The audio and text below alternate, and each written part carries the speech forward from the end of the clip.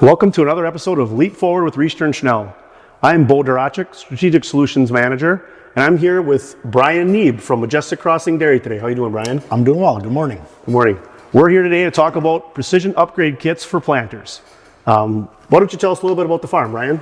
Our operation, we have a 1,800 cow dairy split on two facilities. We are farming roughly 3,800 acres of variation of alfalfa, corn silage, soybeans, winter wheat, and grain corn. Cool. What other technology do you use on the farm that's helped you guys stay in high production? One of our operations, we're using lately robotic milking on one of the two locations. The other one's still conventional parlor setup, but the one here gives us a lot of insight on what the animals are doing and be able to dive into a lot of stuff. Okay. How does that help the farm continue to move forward at a profitable level? A little bit of everything. I think labor is always a little bit of a challenge. It's not all of the solution to the labor. There's still labor involved. It's a different dynamic than what anything else is. There's maintenance and stuff that comes with that type of setup, but I think the biggest thing is the trackability of what the production is. I think the viewability of potentially seeing issues sooner. A lot of opportunities. Sure, excellent. As long as we're talking about upgrading things on the farm, let's talk about the planters behind us. Sure. What do we got behind us today, Brian? So we got our 2009 1770 with a ExactEmerge puck kit installed on it. And right over here we have our 7200 8-row. Which is a 1989 planter that we upgraded to ME5 last season. Excellent. So tell us why you went with the product upgrade kit versus go buying a new planter. I think at the time we're at the crossroad, like what do we do? The planter's getting tired. Do we invest in a new planter? Do we totally rebuild what we have? And I think in 2018 when we worked with the 1770 corn planter, the puck kits were kind of fresh on the market. It was new, it was something different, and kind of caught our interest with the ExactEmerge planter that come out, I believe, within that year, maybe the year before, and was the technology we were interested in, being able to increase some of our productivity in the field potentially with speed and placement of it. And it seemed like it, comparing some numbers, was it cheaper than a rebuild? No, but it was cheaper than a new planter at the time. So kind of gave you the feel of a new unit without having the high dollars potentially of a brand new planter. What specifically did you do with the 1770? 1770, when we upgraded at that point, we installed hydraulic downforce, IRHD, the ExactEmerge seat placement with the brush belt, and I think the kits at that point were fairly limited in availability. They've come a long ways. I'm sure we'll get to that with this planter, but we got what we could at that time and went from there. Sure. What have you seen since you've made the upgrade in the field when planting?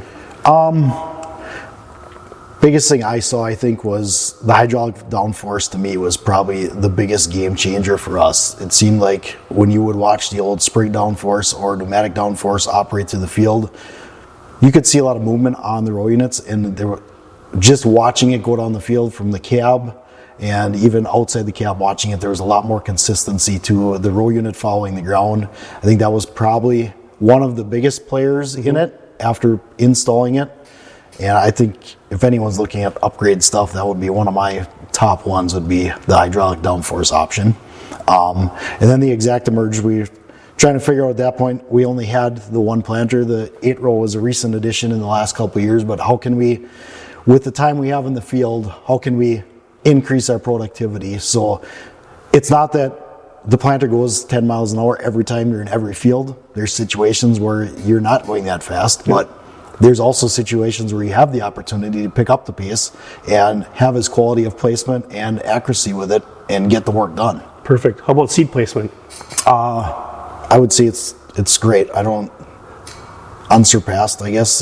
It's crazy how well it works and how accurate it is. I know I had the conversation with our agronomist, even our seed salesmen, when they come out and look at our stands after they're growing. We're walking fields, seeing what things look like, and they're always impressed on what it looks like. So not always about the seed, not always about the speed, but the seed placement is very important for emergence, right? Absolutely, yeah. So behind us we have the 7200 planter. which was kind of eye-opening to me to see that older of a planter, but still looking so good. So tell us about this one. Yeah, so a couple years ago, I think it would be 2 seasons ago, planter was on a lot, had some interest.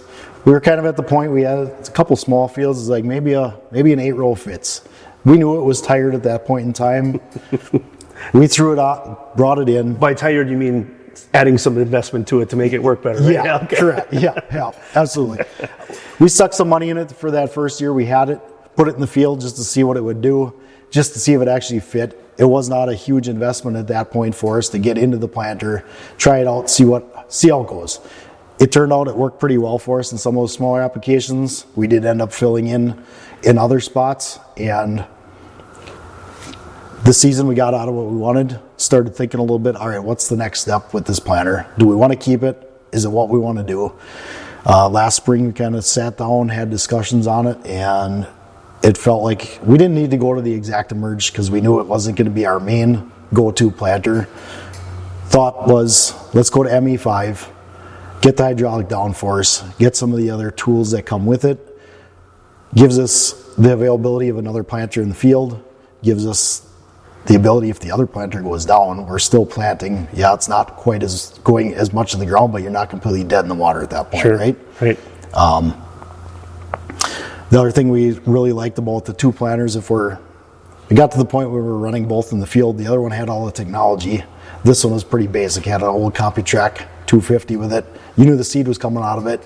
We could auto track and drive with it and make it go straight, but it was to the point if we're sharing fields, sharing coverage, all right, let's encompass the whole thing. And with the upgrade, it gave us the ability to share and sync up between the 2 planters. If the 16-row, we found ourselves with plant headlands. If that planter would plant our headlands, sure, we could come in and fill in the center with this planter and eliminate that. Get started.